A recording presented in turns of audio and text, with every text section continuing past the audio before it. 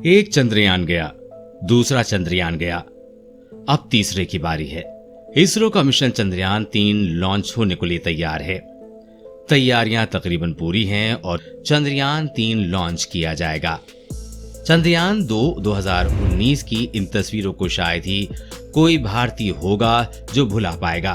अपने रास्ते से डाइवर्ट विक्रम लैंडर की ये तस्वीर, लैंडर से संपर्क टूटने के बाद कमांड सेंटर की ये तस्वीर, और जिससे हर भारतीय का सीना पसीज गया वो थी ये तस्वीर। खैर, इन्वेस्टिगेशन में ये पता चला है कि चंद्रयान 2 चांद की सतह पर किसी सॉफ्टवेयर ग्लिच की वजह से हार्ड लैंड हुआ था। सतह से करीब 2.1 किलोमीटर ऊपर से चंद्रयान 2 में गड़बड़ी शुरू हो गई थी और वो अपनी दिशा से भटक गया था। अगर उस समय भारत चांद पर विक्रम लैंडर को सही सलामत उतार देता तो भारत चांद पर उतरने वाला चौथा देश बन जाता, लेकिन शायद कुदरत को यह मंजूर नहीं था। भारत के चंद्रयान 2 से पहले इजराइल चांद पर परास्त हो चुका था। इजराइल स्पेस एजेंसी का बर्सित लैंडर एक सॉफ्टवेयर ग्लिच की वजह से हार्ड लैंड हुआ था। इसके अलावा 25 अप्रैल 2023 को जापान की एक प्राइवेट स्पेस एजेंसी द्वारा भेजा गया होकुटो आर लैंडर भी चांद पर उतरते वक्त किसी सॉफ्टवेयर ग्लिच की वजह से सतह पर क्रैश लैंड हो गया। लेकिन भारत ने हार नहीं मानी, लेकिन उस गलती से सीखकर निर्णय किया है कि चंद्रयान 3 का जो कि लॉन्च किया जाएगा। 3 सालों से चंद्रमा 3 पर कई तरह की अटकलें लगाई जा रही थीं कि आखिर इस मिशन में क्या होगा, कितना खर्चा होगा और वो चांद पर क्या करेंगे।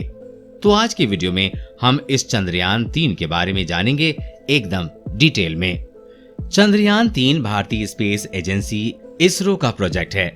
बताया जा रहा है कि चंद्रयान 3 के मिशन में 600 करोड़ से ज्यादा की लागत आएगी, जिसका प्राइमरी ऑब्जेक्टिव रहेगा कि एक लैंडर और रोवर को चांद की सतह पर सफलतापूर्वक लैंड करवाना। लेकिन यह मिशन इतना कठिन इसलिए बन जाता है क्योंकि भारत चंद्रयान 3 को साउथ पोल पर लैंड करवाना चाहता है। अब साउथ पोल पर दिक्कत यह है कि हम साउथ पोल पर किसी भी चीज से सीधे कम्युनिकेट नहीं कर सकते और ना ही वो कम्युनिकेशन रियल टाइम में होगा। ना तो हम चांद के साउथ पोल को सीधा ऑब्जर्व कर सकते हैं, इसलिए लैंडिंग इतनी कठिन बन जाती है और यहाँ पर गलती की कोई गुंजाइश ही नहीं रहती है। इसके अलावा अब तक साउथ पोल के इलाके को इतना ज्यादा एक्सप्लोर भी नहीं किया गया है, इसलिए हमें वहां के बारे में इतना नहीं पता है। इसलिए भी साउथ पोल पर लैंड करना थोड़ा मुश्किल काम है। इसरो का चंद्रयान 2 भी साउथ पोल पर क्रैश लैंड हुआ था और अब चंद्रयान 3 को भी साउथ पोल ही उतरने का प्लान है। आपकी जानकारी के लिए बता दें कि चंद्रमा के दक्षिणी ध्रुव के कई बड़े हिस्सों पर मौजूद क्रेटर अरबों वर्षों से सूर्य की रोशनी से अछूते हैं। कह लीजिए कि वहां एक किस्म का परमानेंट शैडो, स्थायी छाया है। इस वजह से वहां का तापमान काफी कम है और वहां बर्फ मिलने की संभावना है। कई देशों के ऑर्बिटर्स ने चंद्रमा के दक्षिणी ध्रुव की छानबीन की है। इनमें अमेरिका के लूनर प्रोस्पेक्टर 1998, LRO 2009, लैक्रोस 2009, चीन का चैंगी 4 2018 और भारत का चंद्रयान 1 2008 प्रमुख हैं। अब आपका ये सवाल हो सकता है कि अगर साउथ पोल पर इतना कठिन है तो हम बार बार साउथ पोल पर ही क्यों जा रहे हैं। तो इसका उत्तर ये है कि चंद्रयान 1 ने चांद के साउथ पोल पर ही पानी की खोज की थी और आगे चलकर नासा के लूनर रिकॉनेसेंस ऑर्बिटर ने यह कंफर्म भी किया था कि चांद के साउथ पोल पर पानी मौजूद है। चांद के इस इलाके में कुछ ऐसे क्रिएटर मौजूद हैं जो कि सूर्य की रोशनी से दूर अंधेरे में रहते हैं। हमें वहां पर पानी मिल सकता है। इसके अलावा सूर्य की रेडिएशन से दूर होने की वजह से उन क्रिएटर्स में अगर हमें जीवन के संकेत मिले वो एक बहुत बड़ी खोज होगी। इसके अलावा हमारा चंद्रयान 2 साउथ पोल पर ही क्रैश हो गया था और मेरे ख्याल में चांद के साउथ पोल पर दोबारा उतरने के लिए इतनी मोटिवेशन काफी है।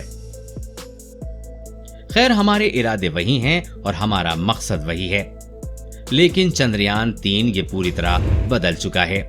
ये चांद की सतह और ऑर्बिट से डाटा कलेक्ट कर पाएगा। इसमें एक लैंडर और एक रोवर, इसमें एक प्रोपल्शन मॉड्यूल शामिल है। लैंडर और रोवर चंद्रयान 2 के विक्रम लैंडर और प्रज्ञान रोवर जैसे ही होंगे, लेकिन कुछ बेहतर बदलाव के साथ होंगे, जिनकी बात हम आगे इस वीडियो में करेंगे। लेकिन चंद्रयान 2 ऑर्बिट की जगह चंद्रयान 3 में एक प्रोपल्शन मॉड्यूल होगा, जो कि किसी ऑर्बिट की तरह चांद को ऑर्बिट करेगा। लैंडर और ग्राउंड कंट्रोल के बीच बात करने के लिए इस्तेमाल किया जाएगा। चलिए इसके तीनों कंपोनेंट को विस्तार से जानते हैं। सबसे पहले प्रोपल्शन मॉड्यूल, उड़ाने वाला हिस्सा। ये बॉक्स जैसा दिखेगा, जिसे एक साइड पर पावर के लिए सोलर पैनल लगाए गए हैं। इसके टॉप पर बड़ा गोल स्ट्रक्चर है, जिसे आप इंटर मॉड्यूल अडेप्टर कोन भी कह सकते हैं, जो कि लैंडर को माउंट करने के लिए है। इसके अलावा इसकी दिशा और गति को कंट्रोल करने के लिए मैथरेटस भी लगाए गए हैं। वैसे प्रोपल्शन मॉड्यूल का काम होगा लैंडर को कैरी कर चांद के स्पेसिफिक एरिया तक ले जाना और लैंडर को चांद पर लैंड करने के लिए रेडी करना और लैंडर और ग्राउंड कंट्रोल के बीच मदद करना, और ये सिर्फ सैटेलाइट कम्युनिकेशन के तौर पर काम में लिया जाएगा। दूसरे नंबर पर है एक लैंडर मॉड्यूल, उतारने वाला हिस्सा। ये भी बॉक्स जैसा दिखेगा और सरफेस पर रेस्ट करने के लिए इसमें 4 पैर होंगे और लैंडिंग के समय उतरने के लिए इसमें भी लैंडिंग थ्रस्टर लगे होंगे और इसका वजन 7552 किलोग्राम है, जिसमें 26 किलोग्राम का रोवर भी है। इसके साइड में लगे होंगे सोलर पैनल, जो कि इसकी पावर की जरूरत को पूरा करेंगे। इस मिशन में इसरो की सबसे बड़ी चुनौती होगी सफलतापूर्वक चांद पर लैंड करना, और इसके लिए इस लैंडर में कई तरह के सेंसर का यूज किया गया है, जैसे कि accelerometer, altimeters, Doppler velocimeter, star sensors, inclinometers, touchdown sensors और कैमरा लगाए गए हैं, जो कि खतरे को भांपने और सतह को सही तरह से मॉनिटर करने और किसी अलग चीज को अवॉइड करने के लिए इसे किया जाएगा। और ये सब कुछ सिर्फ सही लैंडिंग के लिए है, और इन सब की वजह से ग्राउंड कंट्रोल सही निर्णय ले पाएंगे, और अगर किसी सेंसर में ग्लिच आता है तो दूसरे सेंसर उसकी जगह काम करेंगे। और इसकी ऊंचाई को कंट्रोल करने के लिए रिएक्शन व्हील्स का यूज किया गया है। कम्युनिकेशन के लिए एक एक्स बैंड एंटीना यूज किया जाएगा, जो कि हमें डीप स्पेस नेटवर्क में जोड़े रखेगा। इसके साथ ही लेनदार के एक कंपार्टमेंट में रोवर भी मौजूद होगा, जो कि एक रैम की सहायता से सरफेस पे उतारा जाएगा, बिल्कुल चंद्रयान 2 की तरह। और इसका अंतिम हिस्सा है रोवर, घूमने घुमाने और जानकारी जुटाने वाला हिस्सा। 6 पहियों पर माउंटेड एक रेगुलर चेसिस होगी, जिसमें कि कई नेविगेशन कैमरे लगे होंगे। एनर्जी नीड्स के लिए सोलर पैनल और डाटा ट्रांसफर के लिए कुछ एंटीना भी इस पर लगाए गए हैं। रोवर सबसे पहले लैंडर को डाटा ट्रांसफर करेगा, लैंडर चांद के ऑर्बिट में मौजूद प्रोपल्शन मॉड्यूल को, और उसके बाद वो डाटा हम तक पहुंच पाएगा। लैंडर में एक और इंस्ट्रूमेंट है, जिसका नाम है चंद्रा सरफेस थर्मोफिजिकल एक्सपेरिमेंट, जो कि चांद की थर्मल प्रॉपर्टीज एनालिसिस करेगा और देखेगा कि अलग अलग कंडीशन में यहाँ की सतह का थर्मल बिहेवियर कैसा रहता है। इसके साथ ही वहां पर होने वाली हलचल या भूकंप की गतिविधियों को नोट करेगा। इसके अलावा इसमें the radio anatomy of moon bound hyper sensitive lunosphere and lunosphere यानी कि रंबा नाम का इंस्ट्रूमेंट भी लगाया गया है।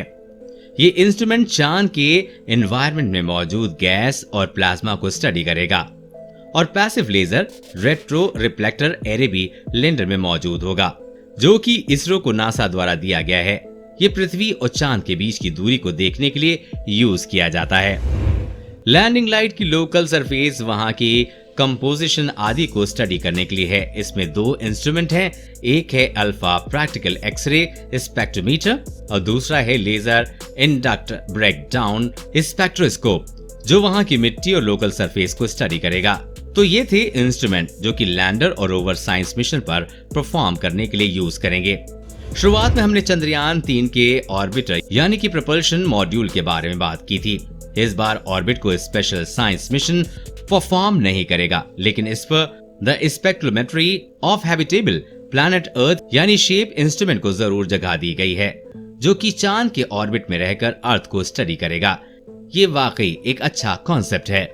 सीधी सी बात यह है कि हम चंद्रयान 3 से वो डाटा इकट्ठा कर पाएंगे जो चांद पर भविष्य में कॉलोनीज बनाने के लिए चाहिए होगा। जी हाँ, नासा और ESA के फ्यूचर प्लान्स चांद के साउथ पोल पर कॉलोनीज बनाने के हैं, क्योंकि वहां पर सूर्य के रेडिएशन से बचने के लिए क्रेटर्स मौजूद हैं। इसके साथ ही वहां पर पानी अवेलेबल होने की वजह से फ्यूल और डेली नीड्स पूरी हो जाएंगी। तो ये इसरो का बेहतर कदम है चांद को समझने का, और हमें पता है कि इस डाटा की डिमांड फ्यूचर में कितनी होने वाली है। ये मिशन इंडिया के लिए गेम चेंजर साबित हो सकता है। फिलहाल जुलाई में इसे GSLV-3 heavy lift launch vehicle से सतीश धवन स्पेस सेंटर श्रीहरिकोटा से लॉन्च किया जाएगा। खुशी की बात यह है कि इस मिशन में हमारा चंद्रयान 2 ऑर्बिटर भी बैकअप रिले के तौर पर यूज होने वाला है। और ये बात शायद आपको दुखी कर दे कि इस मिशन को यानी कि रोवर और लैंडर को 14 अर्थ डेज की मिशन पीरियड के लिए ही इनिशियली डिजाइन किया गया है। हालांकि अगर सब कुछ सही रहा तो 14 दिन बाद इस मिशन को एक्सटेंशन मिल सकता है, लेकिन फिलहाल के लिए इसरो के पास 14 दिन का ही समय होगा और हमारी प्रार्थना इसरो के लिए हमेशा रहेगी। अब ऐसी उम्मीद है कि चंद्रयान 3 के जरिए भारत इस लक्ष्य को जल्दी प्राप्त कर लेगा। दोस्तों, आपके क्या विचार हैं चंद्रयान 3 को लेकर? हमें कमेंट सेक्शन में जरूर बताइए। इस पर आगे भी अपडेट्स आती रहेंगी, इसलिए अपडेट्स रहने के लिए चैनल को सब्सक्राइब करें, बेल नोटिफिकेशन को जरूर दबा दें। दोस्तों, जल्द मिलेंगे ऐसे ही इंफॉर्मेटिव वीडियो के साथ। तब तक के लिए बी हैप्पी। नमस्कार।